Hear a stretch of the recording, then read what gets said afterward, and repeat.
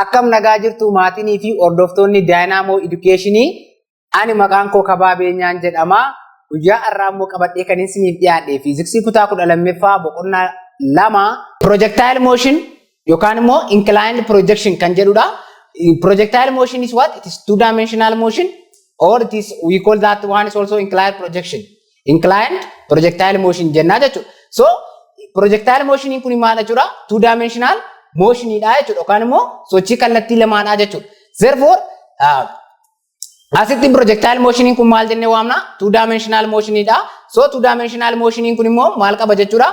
The acceleration is what? Constant dha jechuudha. Yookaan immoo acceleration lama qaba. Horizontal and vertical dha jechuudha. Horizontal keenya maal ta'a? 0 dha. And also vertical immoo equal to the gravity dha jechuudha. So as you see from this figure, kun amma projectile motion dha. Along y axis jira, along x axis jira jechuudha. So here kun amma u sin theta jira, initial vertical velocity akkasumallee initial horizontal velocity jira jechuudha. So kuni Pythagoras theorem irraa gaafa finnu VOY jira. So angle kun initial velocity jira. As kana immoo maaltu jira? Initial horizontal velocity jira jechuudha. Angle kun maal ta'eera? Theta as jira jechuudha. Inni kun maalidha? Initial vertical velocity jira jechuudha. So initial vertical velocity keenya wal qixa ta'a. Initial velocity sin theta ta'a jechuudha.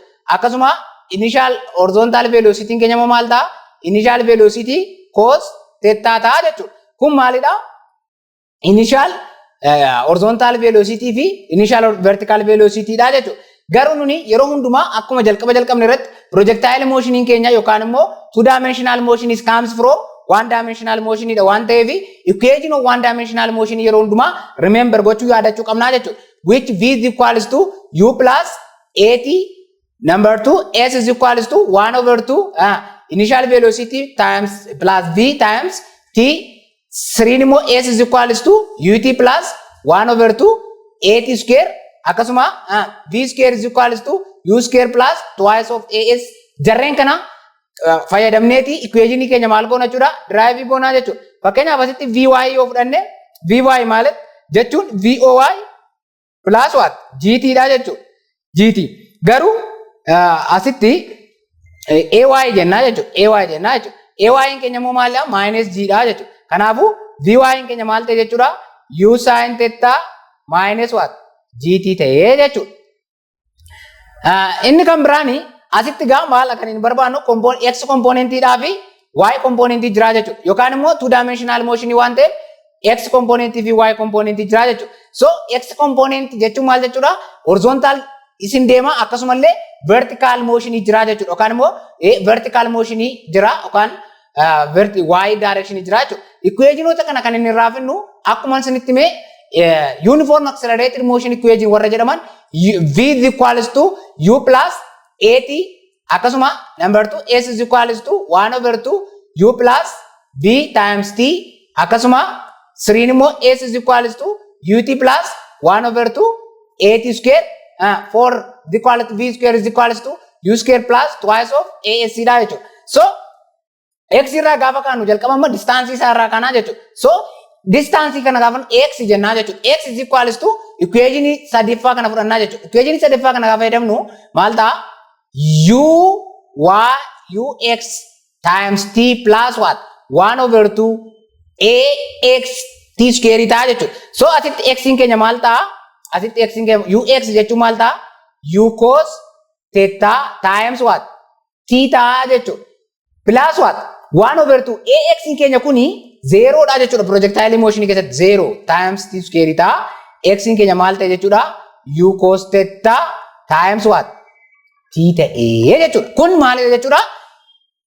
Horizontal distance at any time t jechuudha. Yookaan immoo wanta keenya sun projected erga ta'e booda at 1 second, after 2 second, after 3 second jennee gaafa deemnu horizontal hammam deemne kan jedhu barbaaduu dandeenya. Vertical akkuma kana barbaaduu dandeenya jechuudha. Y jennaa jechuudha. Iddoo equation number 3 fayyadamna.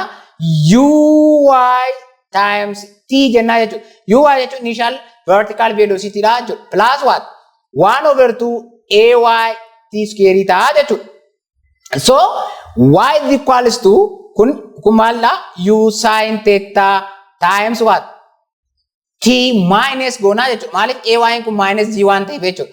1 over 2 gt square ta'a jechuudha. Kanaaf y is equal to sin theta t minus 1 over 2 gt square ta'ee jechuudha. Kanaafuu x fi y keenya barbaanne jechuudha. Y kana irratti amma fakkeenya at any time t y immoo amma deemu kan vertical amma deemidha jechuudha. Kanaafuu maal jechuudha karaa biraa projectile motion keenya kan 2 dimensional motion waan ta'eef karaa axis yookaan immoo horizontal distances vertical distances qaba jechuudha. Yoo barbaadde magnitude isa barbaadu dandeessu at any time t amma fakkeenyaaf after 1 second yoo jedhame what is the magnitude of distance yoo jedhame x barbaanne deebine y keenya erga barbaanne bood what is the magnitude of distance and the radical of what x square plus y square fakkeenyaaf at time 1 second yoo jedhame jechuudha. Initial velocity keessa yoo isinii kenname kanaan booda maal angilii inni ittiin project ta'e yoo isinii kenname x fi y barbaadanii magnitude of distance keessan illee this is a magnitude of distance keessan barbaaduu ni dandeessu jechuudha. Kun maalidha x component dha y component dha velocity yoo fudhattani the velocity is constant in what in projectile motion. So vx jechuun voy x wajjin wal qixxata u cos theta ta'a jechuudha. U cos theta ta'a jechuudha. Maalti horizontal velocity keessan jechuudha. Vertical velocity garuu maal ta'a vy is equal to what vy is equal to voy plus what ayt dha jechuudha. Equation tokkoffaa kana fayyadamna jechuudha. Isa kanas equation tokkoffaa sana irraa finne maaliif jennaan vx dha waan ta'eef jechuudha. Kanaafuu voy keenya maal ta'e jechuudha u sin theta ta'a. Ay immoo minus g dha minus gt ta'a jechuudha. Kanaafuu vertical velocity keessa maal ta'a u sin theta minus gt ta'a. Horizontal velocity keessa immoo maal ta'a constant dha jechuudha. Initial horizontal velocity wajjiniin wal qixa this equals to vox ta'a jechuudha. This equals to u cos theta ta'a jechuudha. Kanaafuu x component dhaa fi y component keenya barbaaduu dandeenya jechuudha. Y component keenya barbaaduu dandeenya jechuudha. Garuu asitti yeroo hundumaa maal dagachuu hin qabnu ax yookaan immoo horizontal acceleration keenya projectile motion keessatti 0 dha. Ay keenya immoo minus g dha yookaan immoo minus 9.8 meter per second square dha jechuudha. Inni kan biraani projectile motion keenya irraa maal barbaaduu dandeenya time total flight barbaaduu dandeenya jechuudha. So time total flight keenya gaafa barbaannu as kana y jira as kana immoo maaltu jira fakkeenyaaf x jira jechuudha. An object is projected objectiin keenya kuni projected ta'eera jechuudha. So projected gaafa ta'u akkasitti fakkeenyaaf angilii qaba asitti tiin jira. So this is what h max jira jechuudha. Ammas maal jechuudha wanti kuni flight gaafa godhu horizontal maximum horizontal distance yookaan range qaba jechuudha. So as kanatti immoo fakkeenyaaf as kana vy keenya 0 dha maximum eti. So time total flight barbaanna jechuun time total flight means what mean time total flight is a time taken by projectile from a point of projection to hit what the horizontal plane is called time of flight or time total flight jedhama jechuudha. Addana kanatti jechuudha iddoo kanatti time total flight barbaanna jechuudha. At this point what about y is equal to 0 dha jechuudha. Dura immoo maal arganneerra maal qabna vertical component irratti yookaan vertical distancing keenya y is equal to what u sin theta times t minus 1 over 2 gt square dha jechuudha. At this point kana irratti y keenya 0 dha jechuudha. So time total flight keenya 0 goone jechuudha. Kanaaf u sin theta kanaafu timing keenya kun garamitti jijjiirama jechuudha. Time total flight dha jechuudha. Isa sila at any time ti jenne sana tun taane ammasitti time total flight yeroo ni flight isaa xumuru sana yeroo barbaadnu jechuudha. 1 over 2 at g time total flight square ta'a jechuudha. Kana rearrange gochuu dandeessu.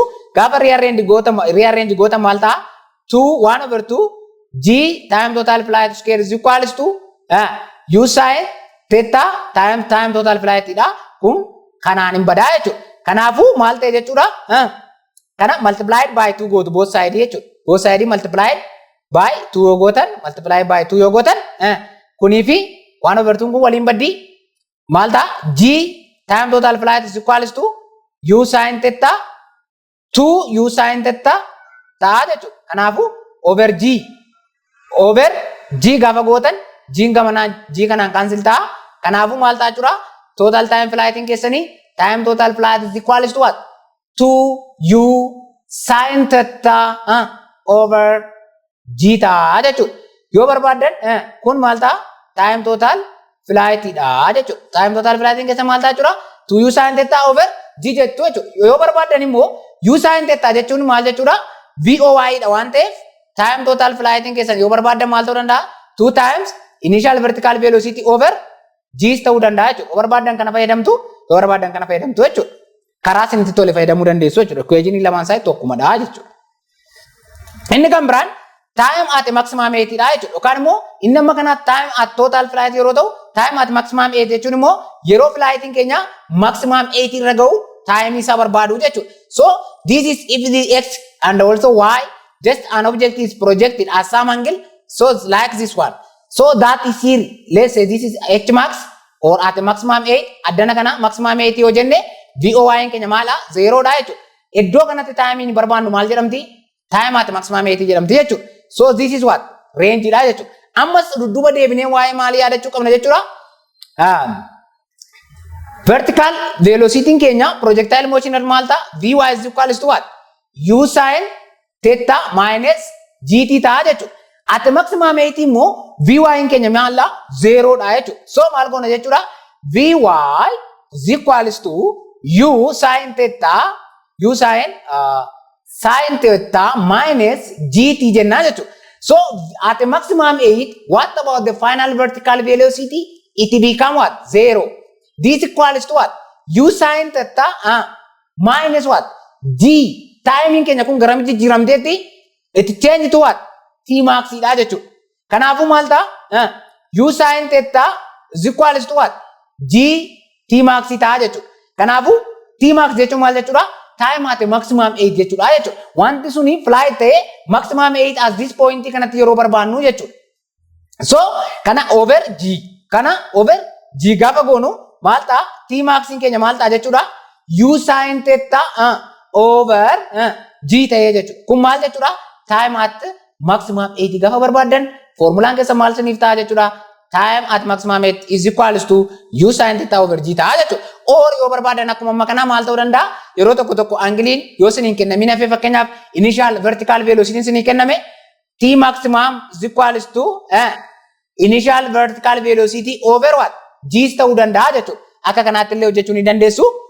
Kun time at maximum 8 dha jechuudha. Akka kanaatti drive gootu jechuudha. Yeroo hundumaa uniform circular motion yookaan immoo uniform accelerated motion one dimensional motion irraa finne akka kanaatti formula keenya maal goona jechuudha?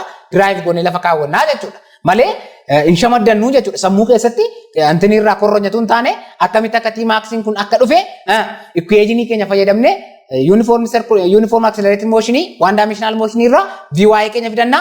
Vy keenya immoo at maximum 8 meeqa ta'a? 0 ta'a. Kanaa booda T max keenya akka kanaatti hin argannaa jechuudha. Inni kan biraani akkuma amma maximum 8 keenya illee argachuu dandeenya jechuudha. Irra deemnee si yaadachiisumaaf jecha kana yoon draw godhee jechuudha. Akka kanaatti x hin jira. So sorry addana kanatti amma fakkeenyaaf angle yoon creating godhina fedhiifama guddaa angle asitti angle projected hin jira t jira jechuudha. Kanaafuu asitti maaltu jira? H max jira. Kanaaf asitti ammas akkuma silaa maaltu jira? Vy keenya asitti 0 dha jechuudha. Amma immoo equation kam yaadachuu qabna? Vy square gaafa goonu maal ta'a? VOY square minus 2GH qabnaa jechuudha. Equation isa kamirraa finne?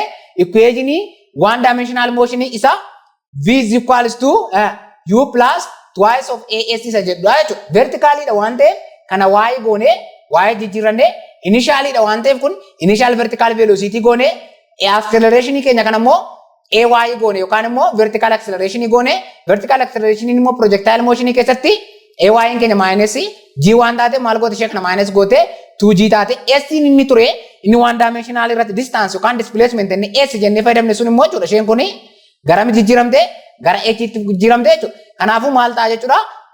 Vy squaring keenya U VOY qabna maali inni U sin theta the whole square goone minus what 2GH qabna jechuudha. Kanaafuu salphaamatti Vy keessa maal ta'a jechuudha?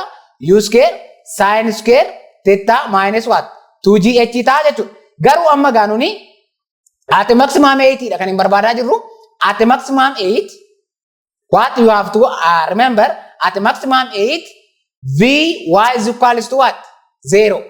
So 0 is equals to what? U square sin square theta minus what?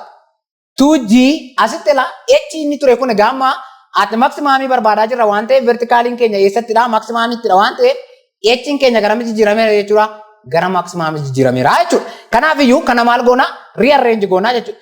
U square sin square theta is equals to 2g h max ta'a jechuudha. Kanaafuu h max dha waan ta'eef kaayyoon keenya over 2g goona jechuudha. Simply h max keessa meeqa ta'e jechuudha. H max is equals to u square sin square theta over 2g ta'e jechuudha. Inni kun maalidha? H max keessan u square sin square theta over 2g ta'e jechuudha. Isan as kana keenya wajjiniin wal qixxaadha wal fakkaataa jechuudha. Akka kanaatti maksimaamiitii keessan projectile motion irraa hojjechuu ni dandeessu jechuudha. Inni kan biraan maalidha? Rangeidha jechuudha. Rangein immoo what is range? Ammas sira maal ilaalleerra x maal jenneera? Horizontal distance dha jenneera. Range jechuun immoo maalidha? Maximum horizontal distance jechuudha jechuudha. Isa guddicha jechuudha. Horizontally isa guddichadha jechuudha. Ammas yeroo hundumaa maal qabna jechuudha? Asitti x y qabna. Just what? Objectiin keenya projectile ta'eera akkasitti. Then what? As kana amma asitti maaltu jira? Range jira jechuudha. Isheen kun maalidha ammasi? H max dha jechuudha. Look asitti vy keenya 0 dha.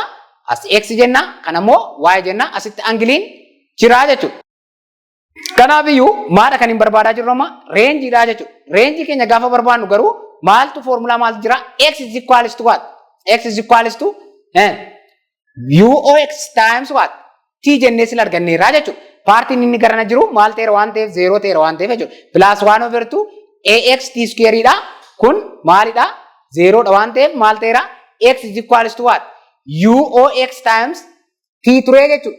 Amma immoo range jenna taana maal jechuudha? Wantichi maal ta'eera? Flight isaa xumuree as ga'eera jechuudha. So asitti kan hin fudhannu maal jechuudha? Time total flight fudhannaa jechuudha. So iddoo X kana range put gaafa goonu U X jechuun immoo akkuma dura ilaalle maalidha? U cos theta dha. U cos theta dha. Initial time cos theta dha. Iddoo time immoo maal goone jechuudha? Wantichi total flight fudhannaa jechuudha. Maaliif flight isaa xumureera waan ta'eef range jechuunis the maximum horizontal distance waan ta'eef time total goonaa jechuudha. G is equals to U cos theta times what?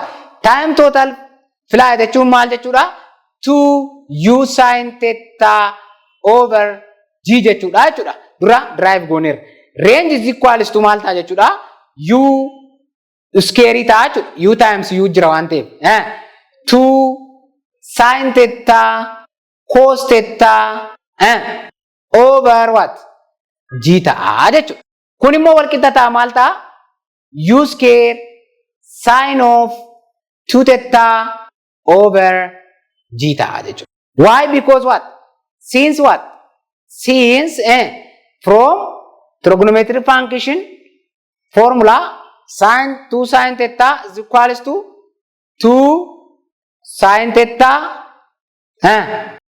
cos theta waan ta'eef jechuudha. Kanaafuu equation range keenya yoo barbaanne u square 2 sin theta cos theta yookaan immoo u square sin of 2 theta jennee lafa kaa'uu dandeenya. Kun formula maal keenyaadha jechuudha? Range dha jechuudha. Kanaafuu our range is maximum kan jennu range keenya eessatti maximum taare? Our range is maximum at what? Angle of 45 dha jechuudha. Angle of 45 irratti maximum ta'a. Maaliif ree? Amma fakkeenyaaf asitti formula keenya keessa gaafa galchinu maal ta'a? Formula keenya keessa gaafa galchinu range is equals to u square sin of what? 2 theta dha. 2 theta jechuun 45 lamaan gabaabinee over G jenna jechuudha. Kana booda maal ta'a? U square sin 90 degree ta'a over what? G ta'a jechuudha. Sin of 90 degree keenya meeqadha? 1 waan ta'eef U square over G ta'a jechuudha. Kanaafuu maal ta'e jechuudha? Maximum range keenya maal ta'e jechuudha? Our maximum range is U square over G ta'a jechuudha. Kun maalidha jechuudha? Walumaa galatti formuloota nuni projectile motion irraa qabnudha jechuudha. Eessaa immoo isaan finne jechuudha? From uniform accelerated motion irraa finne maal hojjenneera jechuudha? X component, Y component akkasumallee vertical maximum vertical distance yookaan immoo H max akkasumallee maximum horizontal distance yookaan range keenya akka kanaatti derive goone equationota yookaan immoo gaaffilee entrance keessatti yookaan gaaffilee iddoo adda addaatti exercise keessatti kennaman ittiin furraa jechuudha. So range keenya kun immoo it is maximum at what? At 45 degree jenneerraa jechuudha. Haa ta'uuti garuu range keenya kun if we projected our range from the same initial speed, fakkeenyaaf initial speed keenya the same ta'e angliin ittiin project ta'u garaagara yoo ta'e yeroo tokko tokko maal ta'uu danda'a jechuudha, equal range ta'uu danda'a jechuudha. Kana jechuun maal jechuudha? Example, if two angles are complementary angle yookaan immoo ida'amni veektoroota sana lamaanii 90 ta'aa ta'e fakkeenyaaf two objects projected at different angles at 30 and also 60, then if the initial speed is the same, the range is equal. Kana jechuun maal jechuudha? Ammatu stimulation fayyadamuudhaan yookaan fiitii kana fayyadamuudhaan angilii keenya angilii 30 project goone akkasumallee angilii 60 project goone initial velocity keenya immoo wal qixxaa yookaan immoo 15 yookaan 15 yoo ta'e iddoon itti projected ta'u maal ta'a jechuudha, iddoo tokko yookaan immoo range isaa wal qixxa ta'a jechuudha. Range isaatti wal qixxa malee maximum height isaa garuu wal qixxa miti jechuudha. Yookaan immoo time total flight isaa wal qixxa miti jechuudha. Maaliif projectile motion jalatti wantoota ilaallee sadan keessumaa time total flight, range and maximum height kan jedhu jira jechuudha. Kanaafuu range property inni qabu keessaa kan inni ittiin adda ta'u kan biraa maal jechuudha? Wantoonni lama different angle irratti projected ta'anii yeroo baay'ee yeroo tokko tokko maal ta'uu danda'a jechuudha, walqixa range qabaachuu danda'a jechuudha. Jarri kun garuu kan isaan range walqixa qabaatan yoo maal ta'edha, initial velocity isaanii walqixa ta'e angiliin isaanii immoo complementary angle kan yoo ta'edha jechuudha. Fakkeenyaaf asirraa ilaaluu dandeenya. 30 irra jira amma fakkeenyaaf angilii kana 30 irraa maal goona projected gaafa goonu angilii kana projected gooneera jechuudha. Amma kun 30 irratti meeqa ta'eera? 19.9 meetiradha jechuudha range keenya. Garuu initial inni ittiin ka'e meeqaanidha? 15dha jechuudha. Kanaafuu amma immoo angilii kana 60 goone jechuudha. Angilii kana 60 goone garuu initial speed isaa otoo hin jijjiiramin yoo projected goone range isaa dhaqee meeqa ta'a jechuudha? 19.9 ta'a jechuudha. Maaliif jennaan angiliin 30 fi angiliin 60 walitti daame 90 ta'a jechuudha. Yookaan karaa biraa complementary angiliidha jechuudha. Complementary angilii kana irratti projected gooname amma projected goona. Kana gaafa projected goonu angilii kana irratti dhaqee range isaa maal ta'a jechuudha? Range isaa wal qixxadha jechuudha. Osoo stimulation kana design goone H max isaa nu barbaade jenne amma H max isaa garaagaraa jechuudha. Inni 30 irratti projected ta'ee fi inni 60 irratti projected ta'e maximum height garaagaraa qaba jechuudha. Maximum height isaa garaagara. Garuu range maal qaba jechuudha? Wal qixxa qaba jechuudha. Asitti yoo ilaaltan amma maximum height isaa inni tokko 8.6 yoo as fiddan immoo kana fakkeenyaaf kana fuutanii yoo as fiddan ammas maal ta'uu danda'a jechuudha? Maximum height isaa maal ta'e jechuudha? 2.87 ta'e time total flight isaa 0.76 ta'e jechuudha. Kana jechuun maal jechuudha? If two objects is projected with the same initial velocity but at a different angles, it may be the same range jechuudha jechuudha. The same range kan inni ta'u angiliin keenya complementary angle yoo ta'edha jechuudha. Garuu total time flight fi maximum height isaa wal qixxa miti jechuudha. Angiliin kuni jechuudha. Inni biraan maal gochuu dandeenya jechuudha? Amma asitti agartaniittu 90 fi 60 irratti maal jenneerra maximum height isaa differentidha. Range isaa garuu wal qixxadha. Initial speed keenya dhaabbataa ta'e yookaan 15 ta'e jechuudha. Initial speed 15 kana irratti yoo amma immoo angilii keenya 45 goone range keenya maal ta'a? Maximum ta'a yookaan immoo isa 30 irratti fi 60 irratti projected ta'e kana hin caalaa jechuudha. Fakkeenyaaf amma angilii 45 irratti yoo projected goone maal ta'a jechuudha? Range keenya maximum ta'a yookaan immoo isa angilii 30 fi angilii 60 projected ta'e sana caalaa dheerataa jechuudha.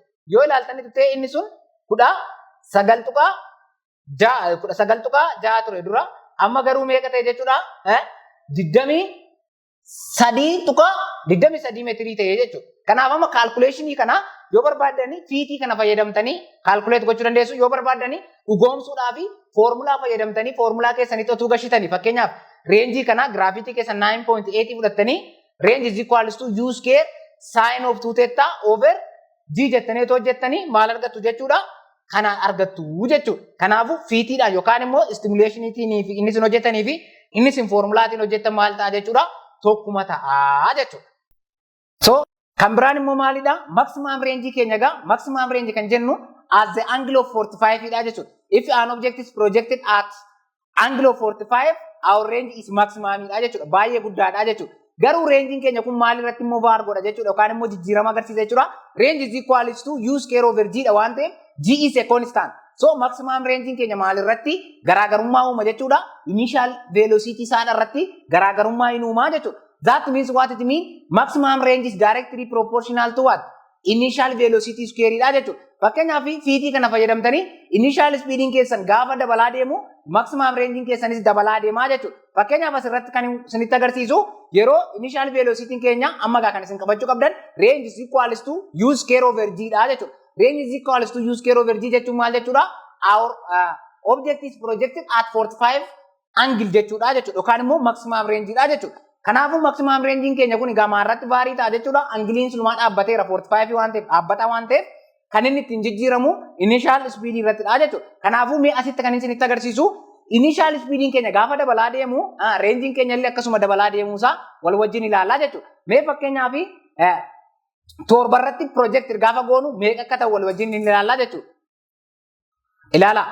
Torba irratti gaafa projector goonu garuu angiliin keenya immoo dhaabbataadha. Meeqa ta'e jechuudha? 5.1 meetirii ta'ee jechuudha. Kana jechuun maal jechuudha? Range keenya 5.1 dha jechuudha. Kan amma fakkeenyaaf torba waan ta'eef yoo barbaaddan range is equal to u square over g gootanii u keessan torba fudhattanii square gootanii over g fayyadamtan meeqa isinii dhufuu qaba jechuudha.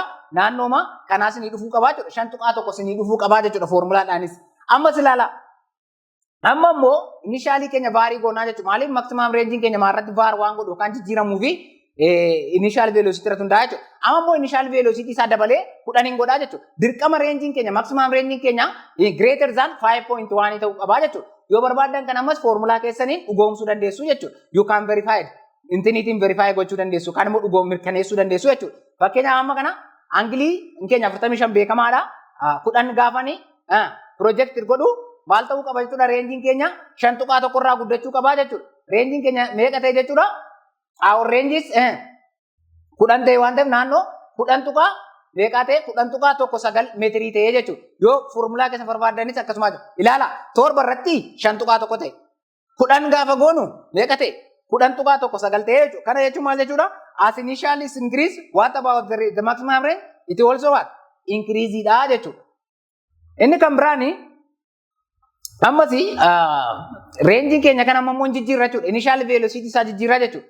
Meeqa goona moo meeqa 15 goonee fudhan angilii keenya yookaan intanii keenya initial velocity keenya 15 goonee achiin booda maximum range keenya meeqa akka ta'u wal wajjin ilaallaa jechuudha. Meeqa ta'a? Isti gaafa projector goonu maximum range keenya dirqama maal ta'uu qaba jechuudha? Dabaluu qaba jechuudha. Asitti amma range isinitti agarsiisaa jira malee maximum 18 fi time total flight illee akkam akka ta'u check gochuu dandeessu achirraa fuutanii waan sana conclude gochuu dandeessu jechuudha. So range keessan asitti meeqa ta'e jechuudha? Naannoo 22.94 ta'e jechuudha. Ilaala. Torba yeroo ture 5.1 ta'e yeroo initial velocity keenya 10 ture 10.9 ture yeroo initial velocity keenya 15 ta'u immoo maximum range keenya meeqa ta'e jechuudha? 22.94 dha jechuudha. Yeroo angiliin isaa meeqa ta'u? Yeroo initial speed keenya 15 ta'u range keenya 22.94 ta'a jechuudha. Kana foormulaa keessan fayyadamtaniis maal gochuu qabdu jechuudha? Compare gochuu dandeessu, dhugoomsuu dandeessu yookaan immoo mirkaneessuu dandeessu jechuudha. Kanaafuu walumaa galatti maximum range keenya maarratti hundaa'a jechuudha. Initial velocity inni ittiin project ta'u irratti hundaa'a jechuudha. Initial velocity keenya gaafa dabalu maximum range keenya maal ta'a deema jechuudha? Dabalaa deemaa jechuudha. Akkuma asirratti torba gaafa ta'u 5.1 ta'e gaafa 10 ta'u immoo 10.9 ta'e gaafa 15 ta'u immoo 22.94 meetirii akkuma ta'e akka kana relation akkasii waliin qabaa jechuudha. Kana mirkaneessuu dandeessu foormulaa keessanis fayyadamtanii yoo barbaadan immoo appilikeeshinii fiit jedhu kanarra ilaaltanii ittiin shaakaluu ni dandeessu jechuudha. Amma viidiyoo kan biraatiin wal agarrutti yeroo qayyabannaa gaarii isiniif hawwa.